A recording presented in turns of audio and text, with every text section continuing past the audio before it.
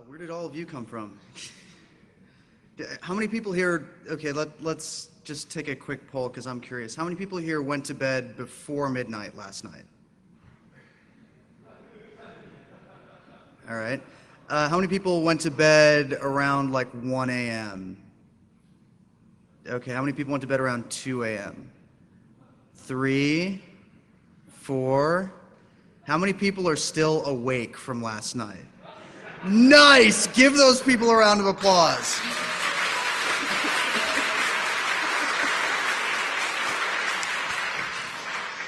All right.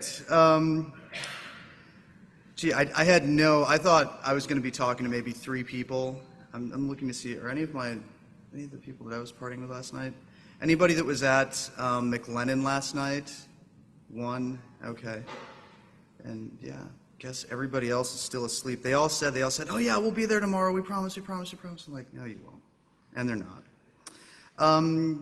So good morning, everybody. I'm Nick Farr, and I'm here to talk about the future of everything. Just to give you a little preface of where I'm coming from, they asked me to give this keynote, I think, maybe a week before the conference was underway. And I wasn't sure what to talk about, so I asked Twitter, of course. I said, I've been asked to give this talk about the future of everything. What should I talk about? And of course, 90% of the answers that I got back were 42, which is not very helpful. So I said, instead of trying to come up with some grand unifying theme or organizing something really awesome, I'm just going to throw out 42 things about the future of everything. Unfortunately, for those of you who were paying attention earlier, I seem to have lost 37 through 42. So those last 37, 38, 39, 40, 41, 42, 6 things will be crowdsourced. So as I'm going through these things, think of things to just throw out there, just a sentence, a word or two about something in the future of everything, and I'll try to talk about it for 45 seconds, which is exactly what I'm going to do with the rest of these things. The first sort of organizing theory that I came up with the 42 things that I was gathering throughout the course of the conference were, the more things change, the more things tend to stay the same. Thing number 1, in the future, there will still be bad code. There will still be bad memory leaking code. There always has been, there is now, and there always will be. Sorry. 2, one of the trends that we've seen, or at least that I've seen, I've noticed in my professional career, is that people in positions like mine love to collect data. They're just collecting more and more and more of it. They love throwing more sensors out there, more cameras, more report-generating demons, more things like that. They love collecting and collecting and collecting data, but they have no idea what to do with it when they have it. The only really great example of an organization that's really good at collecting data, processing it, and spitting it back out in a useful way is Google. And that's about it. Even Oracle and all of these database companies that work in the corporate sphere are not really that great at pushing data back out in a way that's useful to everybody who's seeking information. They love collecting data, more and more and more of it, but they still haven't quite figured out how to use it. And the more data they collect, be it a national intelligence agency or a large accounting firm, they're still going to have problems doing something useful with all that data that they're collecting. 3, in the future, more and more content will be produced. More people will have blogs, more people will have their own web pages, people will start indie newspapers. The more people who become literate in the world, and global literacy is increasing. And because of that, more and more content will be produced. Unfortunately, the content will be crappier. That's just a trend that I think is unavoidable, that the more people who are writing, the more people who think that they have something to say, and the fewer editors that we have, as we lose things like newspapers, publishing houses, as the marginal cost of content decreases and there's less money to pay people to edit that content and act as gatekeepers, ensuring the quality of those sorts of things, the quality of content will continue to decrease as its overall volume continues to increase. Unfortunately, lolcats will not die. In the future, it will only get worse, along with other stupid memes in general. 5, privacy is a relic of the past. If you want to have this argument, we can have it outside, but I'm sorry, it's done. If people want to find out something about you, no matter what it is, given enough time and resources, they will find out what that is. The fact that they have many more tools to do so just makes, I believe, just reinforces my point that privacy is something people will choose to respect. It's not something that you have. It's not a right that you will continue to enjoy. That basically privacy's done. Old meme. Sorry. 6. Hackers will proliferate. Because the world is becoming increasingly reliant on complex systems that average people don't understand, they're going to call upon more and more hackers to come in, use these systems, manipulate them, and have people show them how these systems actually work, what these systems are capable of, what these systems are doing to our rights, what these systems are doing to the nature of our society. Hacking will become a competitive advantage. It will become a core competency. I was talking with some journalists about the cloud banking thing, and they tell me, what's this, why does hacking have to do with accounting? Hacking's going to have to do with everything in the future. And I believe hacking in general, as we know it, will become more important. Unfortunately, in the future, you're still going to die. There's no way around this. Sorry. And speaking of death, old memes. As the old song goes, my friend Travis from Tennessee says, things ain't like they once was. 8, profanity, old meme. Profanity is going to go away. Instead of saying WTF, we're going to say things like, what the duck. Just a trend I've noticed. Arbiters of taste, old meme. The people who tell us what's fashionable, the people who tell us what kind of art to buy, galleries, the people who act as these gatekeepers who say, this is what's cool, this is what's happening, all those people will go away in the future. Increases in communications technology, the ability of people on YouTube to go from absolute obscurity to people who are driving waves of 13 and 14-year-old girls to insanity in the course of 2 weeks. These sorts of trends indicate that the old arbiters of taste, the old arbiters of fashion, the old arbiters of culture and media are going to lose relevancy. That the power of each and every one of us to be able to influence how societies interact with their culture, to throw out trends there, what we wear, what we buy, what we consider fashionable, how we construct our identities, is something that's going to become something that individuals will have control of for a very short amount of time. And that I think the people who acted like these arbiters of taste are going to lose relevancy as more and more individuals empower themselves and have impact over the culture. 10, context in and of itself, I believe, is an old meme. What we're seeing right now, the big generational divides that I'm noticing, and I happen to sit, just because of my in my birth cohort, I'm sort of stuck between the Web 2.0 generation, the kids that grew up knowing computers and knowing the internet and not knowing the world before that, and the people who, maybe at one point had a home telephone line in the United States. That I'm noticing that the people who are a lot older than I am and the people who are younger than I am are separated by the fact that the people who are younger than I am don't require context for anything. They can take a lot of disparate information and data points and find the connections between them and connect them all together. The people who are older than I am, if you throw a bunch of random data at them, they're going to be confused unless you put some kind of overarching theme or some kind of context or something like that to it. It's kind of like the difference between the way a 12-year-old will tell a story and the way a 30-year-old or a 40-year-old will tell a story. The 12-year-old will give you all of the irrelevant facts right up at the front and maybe occasionally get to the narrative and occasionally create some kind of story arc or get to it eventually or completely lose himself and start telling one story and end up telling another completely different story. All of his 12-year-old friends will completely understand what he's saying. The 30-year-old will be lost in about 1 minute and 45 seconds.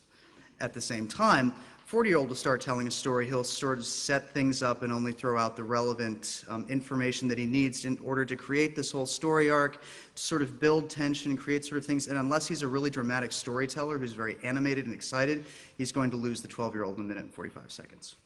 Just something I've noticed.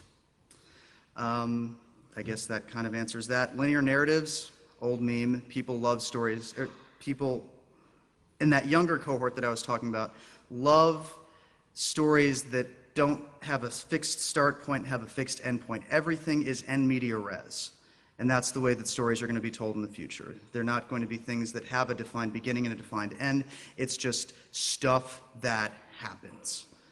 And then the whole context of linear narratives, I think, is something that's going to be lost the more we go into the future.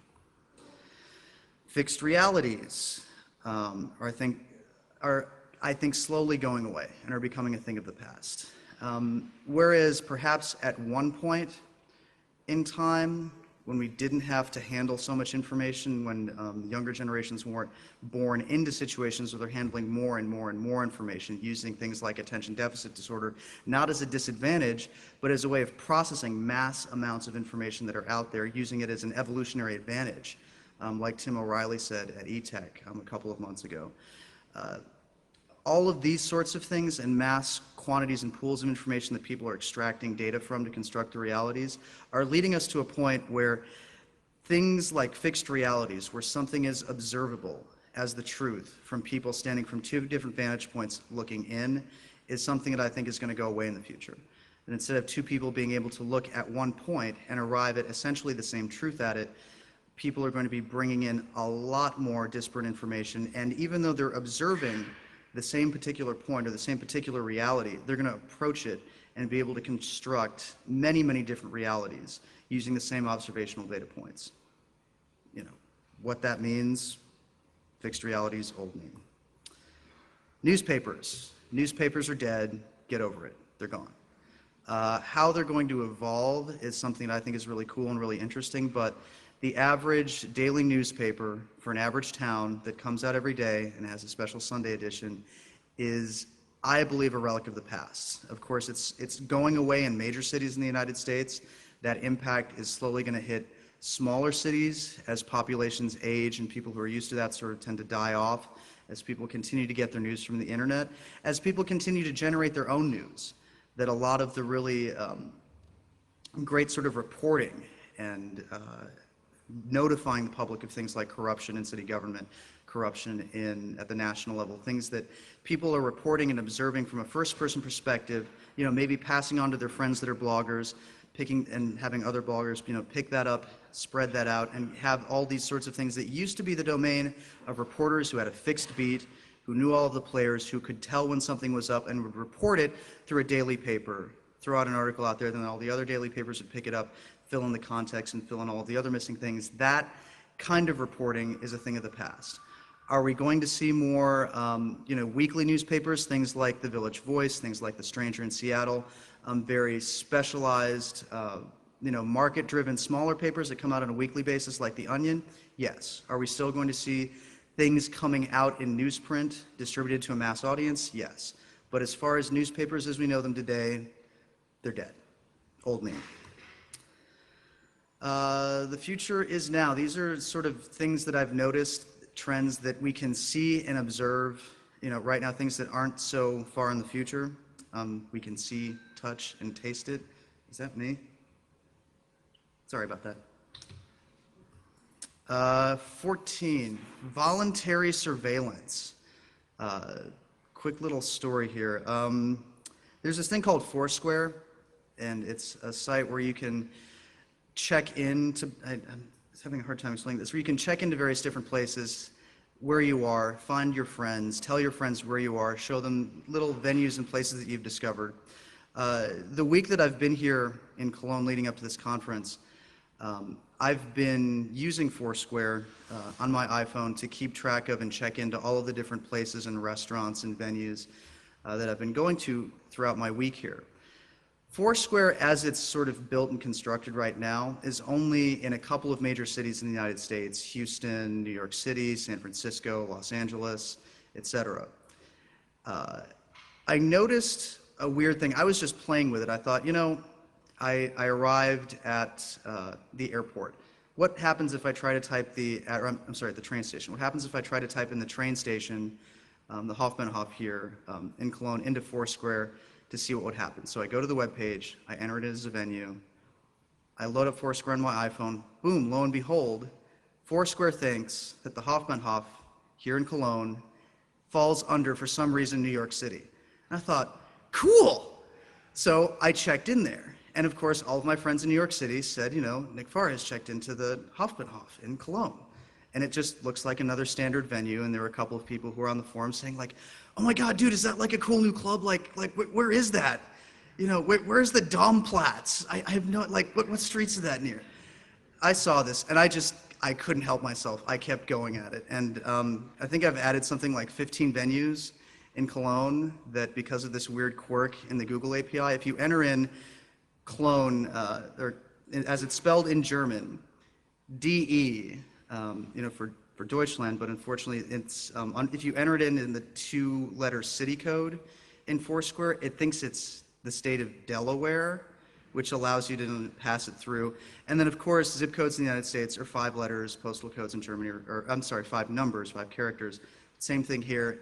It thinks that all of these places that I'm reporting in Cologne are actually New York City. And even though I haven't been in New York City in 3 weeks, I'm still number 6 on Foursquare in New York City. Long story short, these kinds of voluntary surveillance things, like Twitter, like Foursquare, the old, what was it called? Foursquare's predecessor, Dodgeball. People are reporting where they are voluntarily because they want to find their friends. They want to find people with similar interests. They want to find, they don't want to have to go through the whole process of actually meeting people. They just want to find people. The whole impact of social networking on our culture is leading people in that younger generation, the people who are the future, to not really care about the fact that all of these things that they're using are essentially ceding their right to privacy up in order to interact and facilitate social interactions. Privacy to people who are born after 1990 means absolutely nothing. They are telling you where they are, so that they can socialize and so that they can find people with similar interests in similar places at similar times. 15, previously ethnic identity was something that you were just assigned, that the government would look at your ancestry, they'd look at the racial composition of your ancestry, and they'd, boom, say, okay, you are white, you are Bavarian, you are German, you are French, you are this, that, and the other, blah, blah, blah, blah, blah. Well, as the planet is sort of, the divisions between what cultures are, what ethnicities are, what nationalities are, and these sorts of things are starting to crumble. People are exercising a lot more choice in who they are as people and their ethnic identities, that people who are quote-unquote mixed race or who grew up in families from broadly different races are given the freedom and the flexibility to pick and choose different parts of the cultures that they inherited and construct their own ethnic identity. That being able to describe yourself in one word and assume one ethnic identity is something that's slowly slipping away into the future. And that at some point, everybody will essentially make a decision, what race or ethnic identity that they want to assume. 16, terrorists are getting smarter. There are more of them and there are more creative attacks. This is just an entropic effect, I believe. That as the world gets more ordered, as people get put into more ordered structures, as we slowly take a lot of disorder out of the world, and as new world hegemonies through massive corporate structures, globalization, things like the European Union, as the United Nations slowly grabs more and more power in certain places, people will tend to feel disenfranchised. People will not be able to claim the kind of sovereignty that they want through their national identities, and they're going to feel like they have no other alternative but to become terrorists. And as more and more people feel disenfranchised and become terrorists, they're going to get smarter, they're going to adapt more, and that unlike before, whereas you could call terrorists sort of freedom fighters, that they were fighting against in order to establish a new one, terrorists are just fighting the dominant order, not with any idea of how to establish a new one, but just because that's the only way that they feel that they can exercise some kind of power and control over their lives.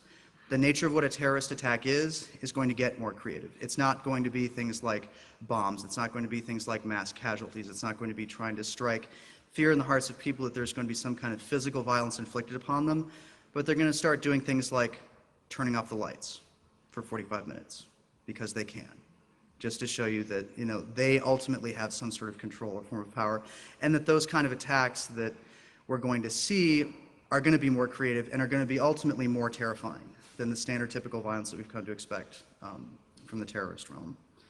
How am I doing on time? Okay. 17. The other good part of that, more democracy. As we enter an information economy, as people have access to more communications technologies, as people become more well acquainted with how these communications technologies work, it's going to enable more and more democracy, and that's a good thing. People will have the tools at their disposal to make decisions and make sure that those decisions get put in to the mass decision-making pool that comprises democracy in more effective ways. And that, I think, is really awesome. And in general, people in the future will do more with less. This is just an overarching trend that we've seen throughout history. It's a post-industrial thing, work 2.0, energy 2.0, materials 2.0. People will, because they have to, find more ways of doing cooler things with less stuff. The other thing that's you can't really observe as a trend, but is coming down the line, we've seen it in industrialized economies, the world population will shrink. As standards of living go up, people feel they need to have fewer children, things like birth control come in, people have other things to do with their times aside from, procreate. And as we've seen in industrialized countries, this will slowly shift into second and third world countries. The world population in the future will shrink. I believe that people who were born, somewhere in the 1980s decade with their life expectancy will see a point where world population will peak and begin to shrink. Money. I think money as a construct, fiat money, will lose importance. As we slowly shift away from industrialized goods and the focus of the transportation, sale, marketing, creation, design of goods and physical objects that require the sourcing of capital and the sourcing of materials and money to sort of create and exist, those sorts of things will tend to lose importance. That instead of controlling capital and transporting various fixed things, people will instead put more value on information. That as the marginal cost of goods and the transportation of goods and the production of goods and the design of goods goes down, the information that makes these sorts of things more efficient is what's going to be valuable. People who have access to information, people who can process information, people who can find trends in the future, people who can tell you how to do things in a much more efficient way through being able to handle information are going to be the people who are going to have control over the currency, just like people who have control over money have it now. Being smart and being intelligent has always been important, that smart people have had a generalized tendency in the course of industrialized economies to be the kinds of people who become smarter, who are entrepreneurs, who have access to capital. But that sort of trend that we've observed in the industrialized economy and over throughout history is going to lose importance, at least under the construct of money. And people who purely have information, who manipulate information, who are good with it, while they may not be rich, are going to be treated and seen and respected as though as the rich, the people who just have money, are treated and respected now. 22, we will have to use less energy. This is just inevitable. We have fewer energy resources to call upon. We've extracted most of the fossil fuel from the earth that we can possibly use. Things like solar, wind, other forms of generating electricity, hydroelectric, these are fixed quantities. There's only so much that we can extract from our environment. And we have many more users. As China, India, the rest of the world industrializes, as their standards of living go up, they're going to demand the same kind of energy resources that we in the industrialized world use. And as we bring more computers and more different things online and have an increasing reliance on things that are powered by electricity, all of this stuff is creating a heavier load. Whenever you have, just in any system, fewer resources to work with, more users, and a heavier load, you're going to have to find some kind of way of doing things more efficiently. And I think we will. That the amount of power that's used versus the kind of computing power that we have over time has shrunk dramatically. Just as more laptops have come online, lower voltage cores, different things like that, we will find ways of doing more with less energy. One of these things is sourcing things locally. Two trends that I've noticed. One, a trend towards local food. People have wanted and been more active about buying organic produce that's produced, within 200 kilometers of their home. I know in Europe this has been, done for a very long time, but as part of that whole cost of energy thing, we're going to be finding ways to not have to ship so much stuff around. We're not going to be getting all kinds of produce at whenever we want it, because if it's not in season here, it's in season somewhere in the other hemisphere. we're going to be seeing and relying on food sources that are produced more efficiently, produced locally, and don't have such high energy costs either in their production or transportation. At the same time, the second trend, rapid prototyping. Instead of having to buy cheap goods that are manufactured cheaply in China and shipped and have a high energy cost, we're going to see people fabricating more and more of the things that we use in our lives much closer to our house. Later in the presentation, I'm showing something about MakerBot and how I think that's a really big thing, but in general, we're not going to be shipping as much stuff to us. We're going to be making more stuff closer to home. And that brings us to tomorrow, just some more educated guesses I have about the future that aren't things that we can sort of pick out from the trend data that are right now. These are things that, you know, may or may not happen, just pure guesses. Everything up to this point, I think, has been backed up by pretty good data and looking at history and looking at trends. But a lot of these are just raw guesses. The MakerBot. This is the first really big, I think, public commercial venture to come out of the open source RepRap Fab at Home movement. This is just a straight commercial rapid prototyper. And I think that it represents the base of a very, very large revolution in the way that we do things, just like the Altair 8800 was, the first personal computer. This is the first personal home use rapid prototyping device. I think that 5, 10, 15 years down the future, we're going to look and laugh at the power of the MakerBot, just like we, laugh at the power of the Altair 8800. But the fact is that I believe this represents a gigantic sea change in the way we do things. The ability to, print massive amounts of documents, to print airline tickets, to print our tax returns, to print all of these sorts of things at home, as a matter of course, like we weren't even thinking about it, was something that people 25 years ago would have thought, ridiculous, like printing your airline tickets at home, what? They would have thought that ludicrous. But today I think the MakerBot represents something that maybe 10, 15 years down the future, the ability to, print our own silverware, to print shoes, to print sunglasses, to print various different goods is something that we're seeing now and that's coming out of an open source movement. I think that's really cool. This is sort of a throwaway line that I took from somebody here, but the way to get females into rapid prototyping is to tell them that RepRaps make shoes. As much as that's a very sexist statement, I do think that there is a little bit of validity to it. I think that when you show people, when you just tell people like, oh, I have this RepRap and it produces cool 12-sided die and other things like that, people are going to look at you and say, nerd. But when you tell them, hey, it's a 3D printer, you can design pretty much whatever you want and it will make it for you.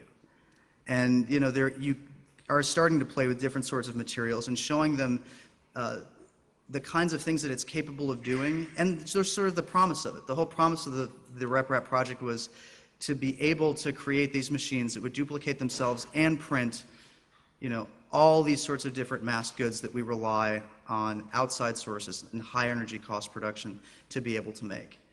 And that if you tell people, hey, look, you can design whatever you want and it will make it for you, and this is something that's going to happen in the future, people are going to want to get involved and get excited about that. So, I don't know if there are many digital designs for shoes out there right now, but hopefully by this time next year there will be. And this just leads into another trend. We will design our own things. Before, in the more pre or going into the industrial era, anytime we needed shoes or clothing or various different things, we would go to an artisan. We would tell the artisan essentially what we needed, and the artisan would produce whatever item it was that we needed, basically to our specifications, more or less. The promise of the industrial world was that we were creating uniform goods very cheaply, that were the same thing, that people eventually learned, how to use, and that they adapted to the technology at the time. I think the promise of RepRap and what we're going to see in the future is people taking not the physical object and perhaps modifying it or combining different mass-produced physical objects and making things to their own specification, but they're going to go straight from the design phase. They're going to figure out what exactly they want their object to do. they're going to design it, they're going to prototype it, they're going to test it in a virtualized environment, and then when they're satisfied with the design of that object, they're going to make it. And that this is something that just like we use computers and write and email and design web pages and use content management systems like it's nothing, people in the future, people are being born now and in the next 5 years are going to grow up in a world where they're used to designing their own objects. And then another thing, backup copies of our persona. This was something, I forget who I was driving around with, but we were talking about, I think, there's a different story, but there's another book, there's a novel out there called Everyone in Silica. And it's a novel basically where there's this world that people are essentially uploading themselves to. It's a completely virtualized environment. And people are leaving meat space because this virtualized environment is so much cooler and there's so much more stuff that you can do there.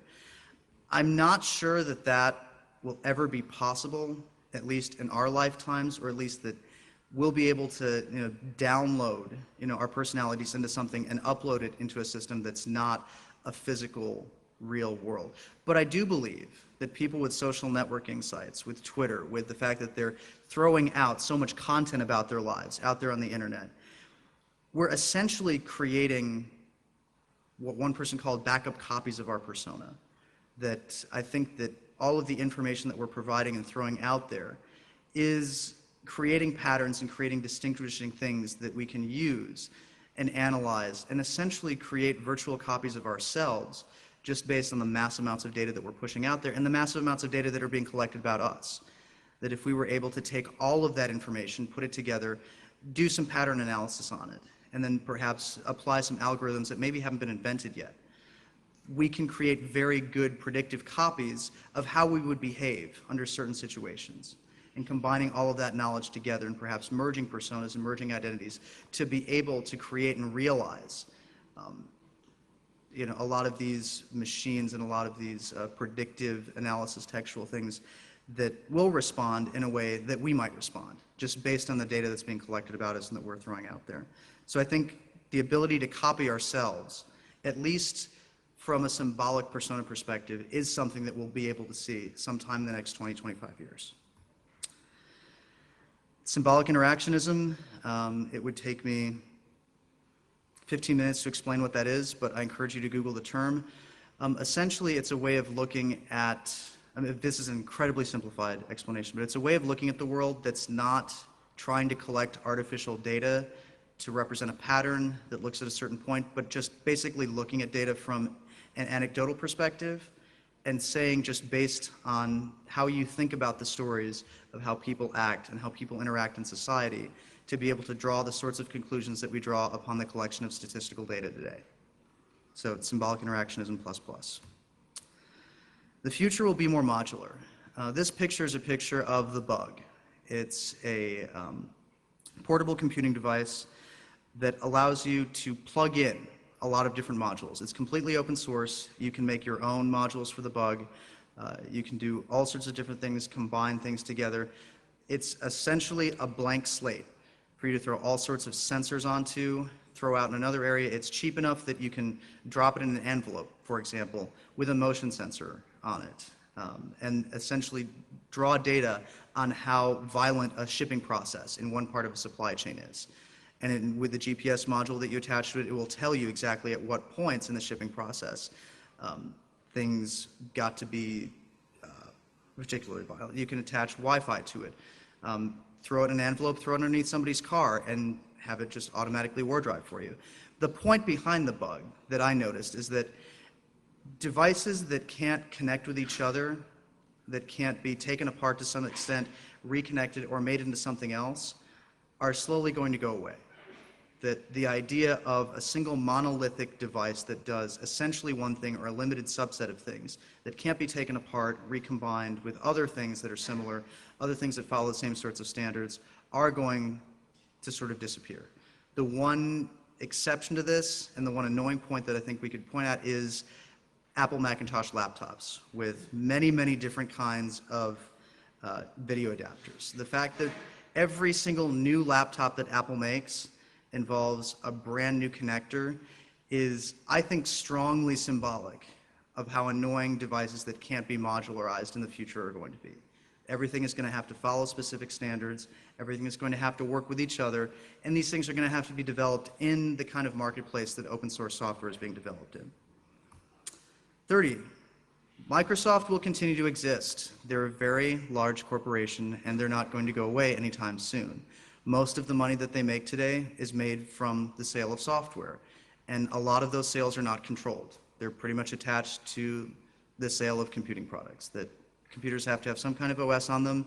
People aren't smart enough for Linux yet, and so they still have a market. That market is going to start going away, and Microsoft's going to have to figure out some other way to make money. And they're working very, very hard to find out whatever that thing is. What that specific thing is could be any one of 15 things, which I don't think is worth getting into right now. But the point is, Microsoft is not going to sell software in the future, but they're still going to make a shitload of money. This is another cool idea that I just heard about from Tim. Is he? Yep, right here. The idea of the basic income.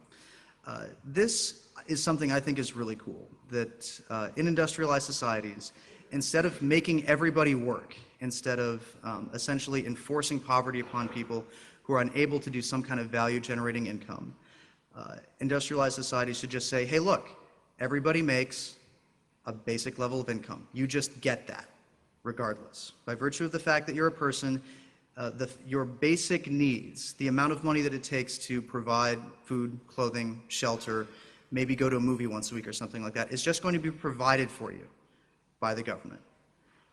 Most people are going to want more than that. They're going to want to travel. They're going to want to go to conferences. They're going to want to have nicer things. They're not going to want to live, in a basic, small, little, tiny apartment. And so the incentive to work will still be there. The other thing is that this will start to appropriately price various different forms of really bad labor. People are not going to have to be forced to take crappy jobs. People who are janitors, people who are handling hazardous waste, people who are working at McDonald's, that a lot of those jobs that people take out of necessity will start to sort of slip away. And as the incentive to take those jobs, just because people need to have some kind of job to pay their rent, to eat, to do those sorts of things, that the pricing model for those sorts of jobs is going to start to increase. People are going to be paid more appropriately, and the demand for labor from places where people don't make as much is going to start to slip away. That if you want to really solve, at least within the EU, this whole problem of mass migration, people going from places that are a little bit lower on the economic scale, who are coming to places like Germany, Ireland, the UK, to take jobs that in those countries are considered minimum wage because they enjoy a higher standard of living. Instead, you're going to have people who are going to just have a basic income, who are going to remove themselves from the workforce, and then start to take these jobs that we're relying on immigrant labor to take because they're paid at a level that's appropriate for what's in the marketplace when you remove the sort of necessity behind work. I think the basic income is a really cool idea. If you want to know more about that, you can talk to Tim. I'm interested in talking with him more about it in the future, but I think that the idea of that sort of basic income, freedom from not just oppressive governments and things like that, but in the future, now that we have more democracy and more communications technologies, and that the cost of a repressive regime is much, much higher now and will continue to get higher as people communicate, become more literate, and have access to communications technologies. The idea of freedom will be more along economic lines, and a lot of the things that Marxist theorists have been talking about for the better part of a century are going to come true. 32, space, the final frontier. It belongs to us.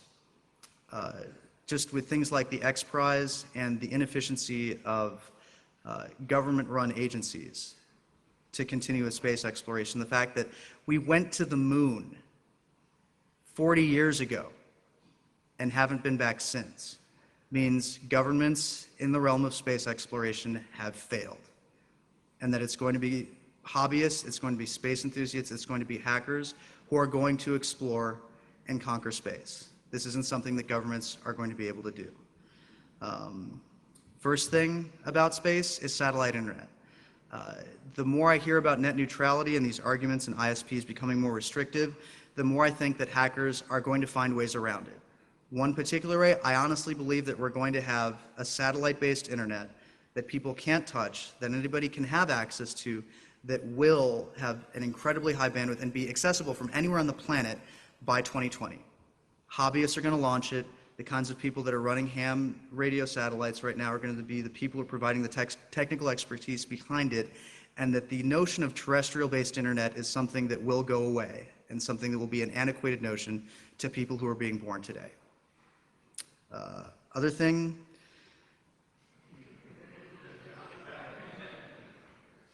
I'm a sea-based member. I strongly believe that they're going to pwn the moon. If you want to know more about this, look at the Open Moon Project.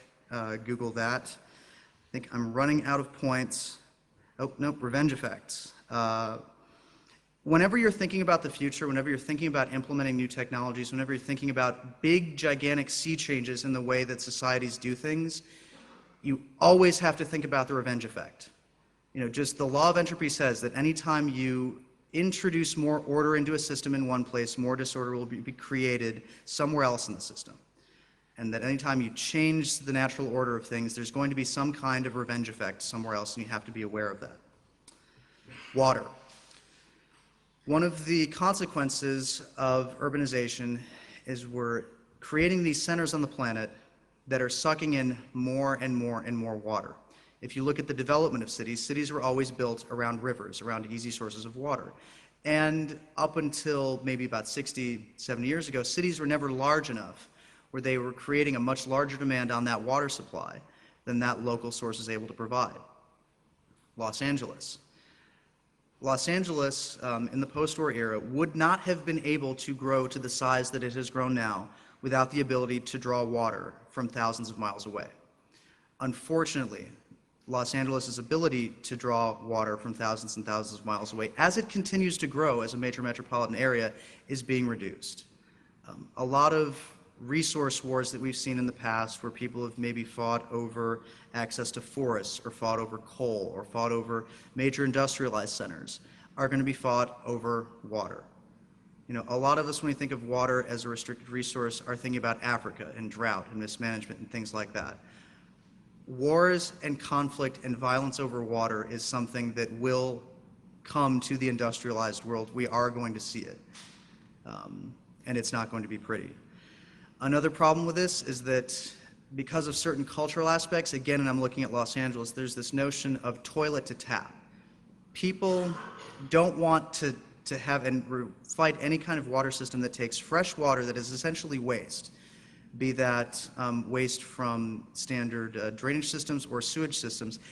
They can't think of the possibilities of using technology to fix and clean that water and pipe it back into the water supply. Right now, Los Angeles, other major cities are flushing all of that fresh water out into the ocean where it becomes salt water, and just wait for that salt water to evaporate, come up over, you know, land, fall as snow in mountains somewhere, fall as rain in reservoirs, and come back down and slowly filter out. When really we have the technology to much more efficiently clean that water, put it back out in the water supply. But the fact that people have a sort of cultural, you know, a visceral reaction to the fact that that can't happen, are resisting those kind of technologies, are shooting themselves in the foot.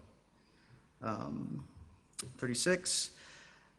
Unfortunately, one of the side effects that we observed during the Bush administration was that people, when they start losing control of things, when their lives start being controlled by more complex systems, when people who might not have the ability or the wherewithal or the cultural presence to try to understand the systems that manipulate and control their lives, people will find something else. People will become more spiritual. That the louder, I think, we see a lot of the voices towards a lack of faith in God, or the louder that we see people actually preaching atheism. Not people who are arriving at atheism because they've had bad experiences with religion or because they, you know, are logical people who can't see God in a scientific construct. We're seeing people actually preach sort of atheism, and the revenge effect of that sort of thing, the revenge effect of people who believe that there's a gigantic conflict between science and religion, are going to lead people who are disenfranchised with society to become more spiritual or seek something else or seek something that cannot be explained, seek that sort of faith that by default has a little bit of doubt in it in a world who's trying to create certainty. This will have good aims and it'll have bad aims. You know, people who are spiritual, people who are religious, tend to be benevolent, either for the sake of a reward in the afterlife or because that's the practice of what their religion calls upon. And of course, we're also going to see this in the negative side, is that people will assume that because they're spiritual, that because they have this quote-unquote connection to God, that God is speaking through them and God is telling them to do awful things like crash planes into buildings. Just a trend that I think we're going to see more of. And I think 37 through 42, I was just going to crowdsource, so 37, somebody throw something out there about the future. I'm serious.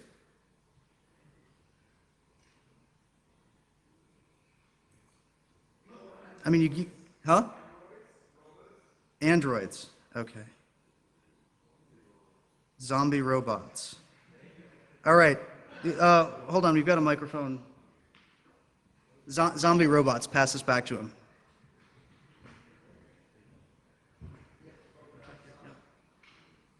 You've got 30 seconds to talk about zombie robots. Zombie androids. Only zombie robots, it's radioactive mutant vampire zombie robots from outer space. Okay, that's point 38. Let him talk about 37.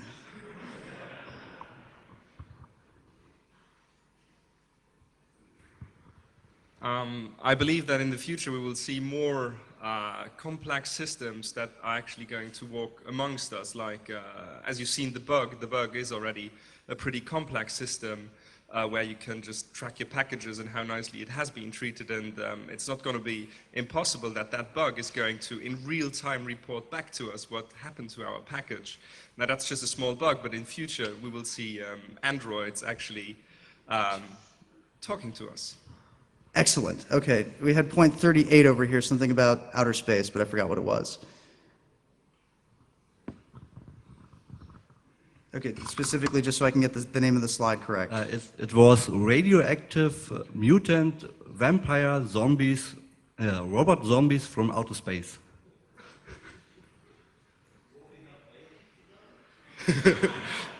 I don't believe it. All right, 30 seconds about radioactive mutant vampire robot zombies from outer space. Woo! Okay. Now, I think point 39 was, will we have children with them? Okay.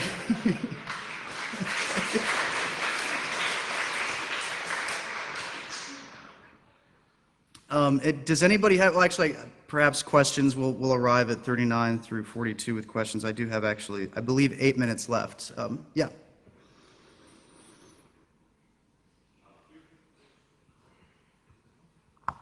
Future of warfare. We see a lot of asymmetric conflicts nowadays. If you look to Afghanistan, Pakistan, the Gaza Strip, and so on. And you gave us an interesting theory about terrorism. And regular forces would call their opponents terrorists, whilst they themselves will call freedom fighters.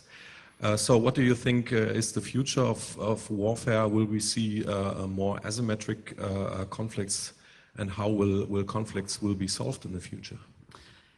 There's a notion that leads to that point about this thing called permanent warfare, that because you have cultural conflicts and things like that that are so entrenched and insolvable, and the powers are so asymmetric, you have large industrialized armies that have the ability to bomb people into the Stone Age, whereas people who are living in the Stone Age and somehow continuing to fight and thrive for whatever reason against, you know, these large Goliaths. But you see no permanent solution, at least in conventional warfare. Like we saw in World War II, you had massive industrialized economies pouring all of their industrial resources into going to war with each other, and eventually, for whatever reason, one economy won out over another. And as a whole, when you have an entire nation going to war, eventually within 5 to 10 years, they're going to tire of it. You know, even in Western democracies, we see people tiring of colonial-style wars, and that people are gradually saying, no, look, we don't want to have anything to do with this. But because of asymmetric conflict and because of a generalized inability of people to resolve certain things and certain conflicts, and an inability for, you know, villagers in Afghanistan to see how that their political infrastructure is creating a breeding ground for terrorists that causes people to fly planes into buildings, and at the same time a failure of the people who are working in those buildings that planes might be flown into to see how, the fact that they're creating a war that's essentially turning these villagers in Afghanistan into very good breeding ground for terrorists. The inability of people to see and reconcile those cultural differences is going to continue to lead to that permanent warfare that's asymmetric that we're talking about now. Whether there's a solution behind it, I hope we come up with one, but I can't see one right now. Well, I had a total different point. Because Oh, go for it. Run with it. Okay, digital drugs will become available. They will be enlightening, but data integrity will become more important with that too. Say that again. I didn't hear it, sorry. Digital drugs will become available. They Nice. will be enlightening, but data integrity will become a more important issue with that too.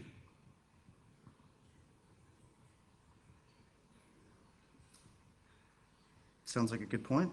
Do we have, wow, okay. I agree. I don't really have anything more than that. Point 40. I think we actually see the final goodbye to the idea that risk can be managed. The world Yes, give him a getting- huge round of applause.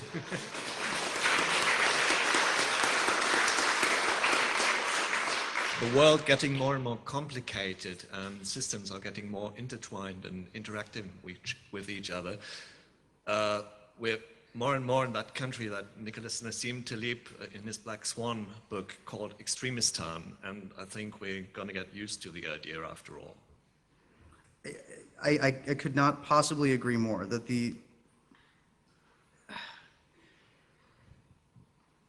I can't really find the right word for it, but just the sheer stupidity to think that humans could play God and could quantifiably measure every possible risk and create a lot of these false sorts of things that led to our current economic downturn. That just the abject and ridiculous pride that people thought of that they could create a lot of these systems were based on such key, core, flawed assumptions that changed as the nature of the system got huge.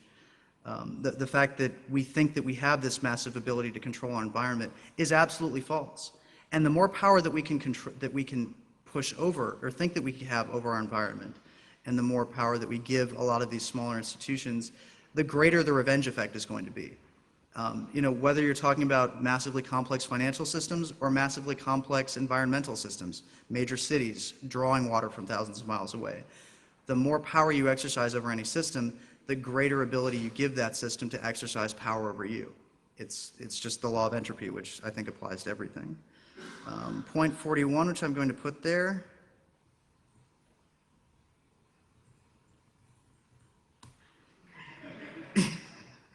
All right, and now finally, because I knew I wanted to come up with 42 points, point 42 is, yes. The day will have 48 hours, at least. Well, it's more a question, because I was wondering how will people deal, you said crowdsourcing works, but still you were talking about so much things we will be able to do, and I think it was a lot about individualization of products, and I think it will become a problem to have the time to do this. We may not have the problem with materials, but time will not become more with digitalization.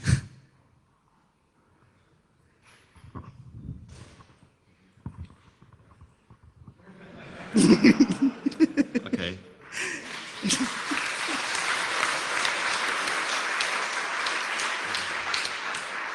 I mean, I think that's a valid point, but, and actually there's another side point to that, but to address what you were saying, I do think, yeah, we do have a finite amount of time, but just the way that we're changing, the way that younger generations are dealing with massive quantities of data and just intrinsically finding patterns in those massive quantities of data, I think shows that we are evolving and doing more and processing more information in the same amount of time. We're doing more with less. And we're also coming up with very good compensating mechanisms, for those of us who aren't, 15, 16, 17, 18 years old anymore. I love Club Mate. And yes, the rumors are true. I still do have North America's largest supply in my house. I have 3 cases of Club Mate left. Unfortunately, we are ordering another container. It will be in the US, I think, in 2 months' time. So somehow I have to, and that's why I said, okay, I have to stay in Europe enough and put, more. I have to flush the blood out of my Club Mate stream just so I can be productive and think about a lot of these different ideas. But the other point to that we can't underestimate and that we can't discount is we shouldn't try to work ourselves too hard. That a lot of the abilities and things that we're coming up with and the impact that our information technologies have had on younger generations, we have to be wary of burning people out. That people who are seeing the new capabilities that are coming up are going to be tempted to use and abuse them, and we have to be very careful to find out what sorts of new kinds of play, and new kinds of leisure activities and other different kinds of things we can do with the abilities that we're generating, and not just purely use them for practical or purposeful ends.